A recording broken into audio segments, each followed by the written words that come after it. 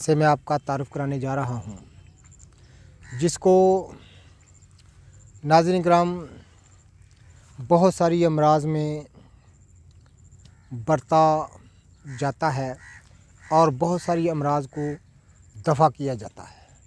ये आप देख रहे हैं इसकी फलियाँ जैसे एक रेशम होती है, इनमें पकने पर ये सुर्ख हो जाती हैं, ब्राउन हो जाती हैं और इनमें छोटे छोटे बीज होते हैं। ये एक नबातात की बड़ी अहम किस्म है।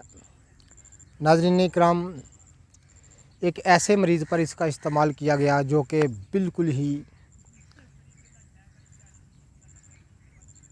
क़ुव्वत अपनी खो चुका था, तमाम जिस्मानी क़ुव्वत उसकी खो चुकी थी। इसके ये पत्तर आप देख रहे हैं,